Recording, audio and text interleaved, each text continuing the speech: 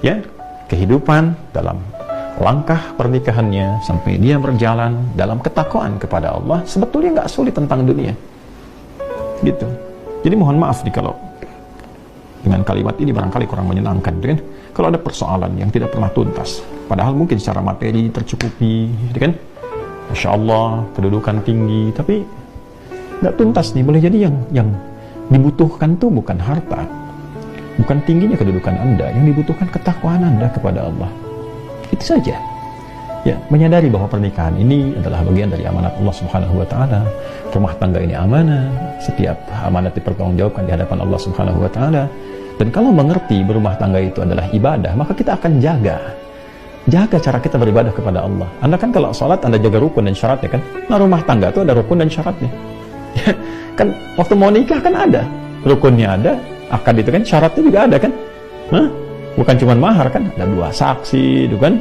Nah, kemudian juga ijab qabul dan sebagainya, itu kan terpenuhi. Nah, itu pembukanya, ya kan? Dalam perjalanannya pun itu harus dijaga, karena kalau memahami pernikahan itu sebagai ibadah kepada Allah, maka dijaga cara kita ibadah. Ya, jaga, jangan sampai ya terkena sesuatu yang kotor atau melanggar ketentuan ibadah. Nah, ini kalau dipertahankan, maka apa yang terjadi? Allah anugerahkan segala kemuliaan untuk mengabadikan kehidupan keluarga ini sampai dengan kehidupan di akhirat. Ya, kalau kita baca Quran surah ke-52 misalnya At-Tur ayat 21, Allah tegaskan di situ, walladzina amanu wattaba'athum dzurriyyatuhum biimanin alhaqna bihim dzurriyyatahum wama alatnahum min 'amalihim min syai' kullu imrin bima kasaba rahin. Dan para orang tua yang beriman itu menjaga iman. Jadi berkeluarga itu dengan imannya. Ya, bukan cuma dengan hartanya. Kalau dengan harta ya banyak yang bisa begitu. Dengan berkeluarga itu dengan imannya. Lalu iman diimplementasikan dalam bentuk amal saleh. Amal saleh suami pada istri dalam bersikap, wa'ashiruhunna bil ma'ruf, surah keempat ayat 19. Demikian sebaliknya dengan anak-anak dan sebaliknya. Maka apa yang terjadi? Kalau orang tua mampu begitu, diwarisi oleh anak demikian, diniatkan karena imannya, maka mereka akan dipertemukan kembali di satu tempat di surga. Alhaqna bihim dzurriyyatahum, satu keluarga besar. Wa ma alatnahum min 'amalihim min syai', dan semua kegiatan berkeluarga itu dinilai langsung oleh Allah untuk mewujudkan pertemuan itu, karena dilakukan dengan iman, maka jadi ibadah. Kullu imrin bima kasaba rahin, tapi itu pilihan. Kalau Anda merasa itu hanya untuk melakukan kegiatan duniawi saja, hubungan seksual saja, ya mencari materi saja, itu pilihan Anda. Silahkan saja, itu pilihan Anda. Tapi pada saatnya sadari kata Allah, Anda akan pulang, Anda akan meninggal. Makanya patut bertanya, setelah meninggalkan dunia ini ketemu lagi nggak? Ya kan? Satu masuk ke alam kubur, ya itu saja kan sudah nggak ada aksesnya, ya kan? Untuk bertemu kembali, paling dizarahi, balik lagi dan sebagainya. Nanti di akhirat ketemu lagi nggak? Itu poinnya. Nah, berbahagianya kita, Allah itu Tuhan kita yang Maha Esa, lengkap menyampaikan dalam Quran. Tidak ada satupun kitab suci di muka bumi ini yang menyampaikan runtutan kehidupan kita secara detil dan lengkap. Dan itu diminta bahkan oleh Allah langsung. Silahkan riset, silahkan pelajari dari kedalamannya, kebahasaannya, ya dari logikanya, dari runtutannya, silahkan. Dan tidak ada satupun yang sempurna Al-Quran, karena ini firman Allah. Gitu. Ya, maka poinnya apa? Itu pilihan. Tapi kalau Anda memang berpikir dan ingin mengabadikan ketenangan duniawi ini untuk mendapatkan kemuliaan akhirat, maka niatkan sebagai ibadah. Dan jalannya akan berbeda. Ya, bahkan nanti ada yang tertinggi itu disambut oleh para malaikat. Allah perintahkan setiap malaikat berdiri di pintu surga untuk menyambutnya. Itu ada di Quran surah ke-13 Ar-Ra'd ayat 23 sampai 24. Kan? Jannatu 'adnin yadkhulunaha wa man salaha min abaihim wa azwajihim wa dhurriyyatihim wal malaikatu yadkhuluna 'alaihim min kulli bab. Salamun 'alaikum bima sabartum fa ni'ma 'uqbad dar.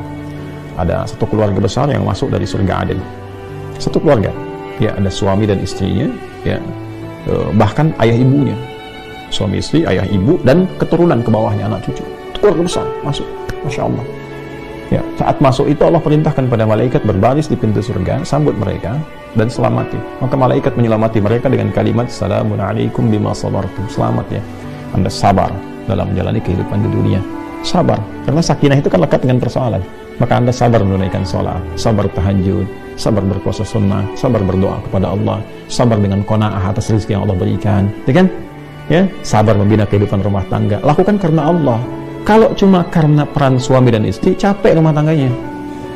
Tapi kalau dilakukan untuk menaati Allah, ada keringanan nantinya. Gitu. Kalau semua ditampilkan seperti itu, capek hidupnya. Tapi kalau kita lakukan lillah, sudah Allah yang titipkan, ya jalani dulu aja. Bismillah, pelan-pelan. Dia akan ketemu jalannya, Allah akan arahkan pada kebaikan yang mendekatkan kita kepada Allah. Itu poinnya. Ya. Maka malaikat mengatakan, Salamun alaikum bima sabartum. Sekarang nikmati hasilnya. Fa ni'ma uqbad dar. Silahkan nikmati tempat terindah ini yang belum pernah dijamah dirasakan oleh siapapun. Ya, dari kalangan makhluk Allah Subhanahu wa ta'ala. Jadi ini poinnya teman-teman sekalian. Jadi poin pertama, bila kita ingin membuka kehidupan rumah tangga yang baik sebagai anak, sebagai ayah, sebagai ibu, suami, istri, maka yang pertama, bangun visi kehidupan itu sebagai ibadah. Sebagai anak, rasakan tentang ibadah. Ibadahnya apa? Allah perintahkan dengan menaati orang tua. Kepada ibu bagaimana? Itu diletakkan setelah tauhid loh. Ya, di Quran surah 17 ayat 23, wa qadha rabbuka alla ta'budu illa iyyah, itu tauhid. Wa bil walidaini ihsan, dan bakti pada orang tua. Jadi bakti pada orang tua diletakkan setelah tauhid. Makanya nilainya tinggi. Anak yang selalu berbakti pada orang tua, ayahnya, ibunya, terutama ibu itu dekati, sayangi, muliakan, berikan apa yang mampu kita berikan. Itu ridha Allah turun. Karena letaknya itu dekat sekali antara tauhidullah, menaati Allah Subhanahu wa ta'ala, bertuhan kepadanya. Setelah itu dilekatkan, Allah perintahkan untuk ibadah. Ibadah pertamanya apa? Setelah bertuhan itu membuktikannya dengan sholat. Itu ada di Quran surah 20 ayat 14. Innani anallahu la ilaha illa ana fa'budni wa aqimis salata li dzikri. Sudah kita sholat, menyembah, bertuhan kepada Allah, diperintahkan kita.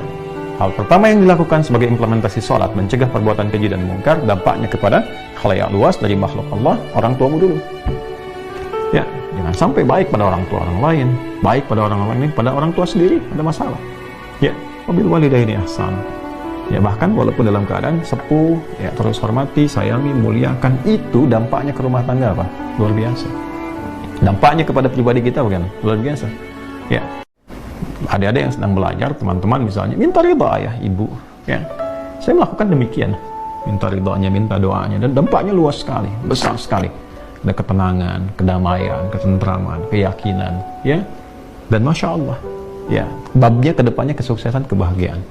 Itu poinnya. Boleh jadi Allah akan cukupkan. Pokoknya kalau diarahkan ke ibadah, Allah berikan qanaah. Setiap rezeki kita syukuri. Nanti ujung-ujung di akhir puncaknya itu, semua kenikmatan datang. Bahkan ada yang dari ujung kepala sampai ujung kaki, rasa-rasanya dimudahkan oleh Allah. Bahkan ada yang tidak membeli itu, ya. Itu kemudahan-kemudahan yang Allah berikan, tapi dasarnya dibangun untuk ketakwaan. Itu pun dibangunnya ketakwaan untuk ibadah lagi. Nah, ini poinnya teman-teman sekalian. Bagian pertama yang kita pelajari dari fikih kehidupan berumah tangga untuk semua, bukan hanya untuk yang mau menikah. Ini babnya untuk semua. Dan semua kita kan berasal dari madrasah pertamanya di rumah, ya kan? Anaknya, bapaknya, ibunya, suami, istri, dan sebagainya. Maka hal pertama, niatkan kehidupan berkeluarga itu untuk menaati Allah Subhanahu wa ta'ala dalam konteks ibadah kepadanya. Setelah itu, lihat perannya yang Allah titipkan kepada kita apa. Saya laki-laki, oke, berarti laki-laki sebagai anak pasti itu. Ya, karena lahirkan di atasnya ada ayah dan ibu. Setelah itu jadi apa? Jadi suami misalnya kan. Nah, dari suami perannya bagaimana? Jadi ayah perannya bagaimana? Demikian yang perempuan sampai dengan ke atasnya. Dan itu lengkap tuntas babnya. Sampai contohnya. Sampai contoh Masya Allah di Islam itu. Sampai sejarahnya. Ya. Jadi pedomannya di Quran ada, penjelasannya di sunnah ada, contoh idealnya ada. Ini kehidupan Nabi dari mulai jadi anak sampai ke atas jadi kakek, kemudian dari untuk perempuan istri-istri beliau, makanya disebutnya Ummahatul Mukminin, ibunda kita. Ngambil contoh ke atas. Setelah itu lihat sirahnya seperti apa, lengkap. Coba tunjukkan setidaknya kepada kami saat ini di mana ada ajaran yang begitu lengkap dari panduannya, ya. Kemudian contohnya, tokohnya bukan fiktif, ada sejarahnya bisa dilacak. Jadi kurikulum di Islam itu sangat lengkap. Tinggal bagaimana umat muslim ya, itu bisa mengimplementasikan semua tuntunan itu dalam wujud kehidupan yang nyata yang kita alami saat ini. Ya, ini nasihat juga untuk pribadi, untuk kita semua. Sama saja, saya juga demikian. Ya, para ustadz yang lain, para kiai juga sama saja. Yang tidak akan pernah bisa melewati bab-bab ini. Ya, apa dikira misalnya bahkan seorang nabi pun tidak punya persoalan dengan istrinya kan? Ya, bahkan kalau tarik ke atas, ya tarik ke atas lagi. Era-eranya misalnya bahkan jauh ke Nabi Nuh alaihissalam. Dan persoalan pertama ketika Nabi Adam diciptakan kan dengan pasangan, ya, di tempat latihan di surga itu kan dengan pasangan juga. Nah, itu pasti akan turun ke bawahnya. Ya, babnya banyak sekali kalau kita teruskan lagi, banyak sekali. Ada suaminya sukses, setan datang lewat suami, mental datang ke istri. Hati-hati. Ya, kadang-kadang ya untuk korupsi misalnya yang era-era kekinian, dorongannya bukan berarti dari Dari pekerja yang laki-lakinya saja, mungkin masuknya lewat ibunya, lewat istrinya, bisa jadi lewat anak, ngasih hadiahnya ke anak, ya, ke suami mental, masuknya lewat dapur istri, dan sebagainya. Hal-hal demikian tuh. Nah, karena itu pesannya apa? Quran surah ke-66 ayat ke-6, ya ayyuhalladzina amanu, hei semua anggota keluarga, qu anfusakum wa ahlikum nara, jaga dirimu dan jaga keluargamu dari ancaman neraka. Jangan sampai di dunia merasakan seakan nikmat, di akhirat terancam. Kan dunia sementara. Ya, kan sudah paham betul itu, kita itu meninggal. Sadarilah. Ini kan malam nih waktu Indonesia ya, bagian barat. Coba sebelum tidur renungkan. Kan mau meninggal. Terus setelah itu mau apa? Lalu tarik balik. Apa yang selama ini dilakukan? Yang dikumpul-kumpul itu buat apa sih? Ya, buat apa? Semua capaian yang mau diharapkan itu. Islam tuh elegan sekali. Capaian itu baru punya nilai setelah berwujud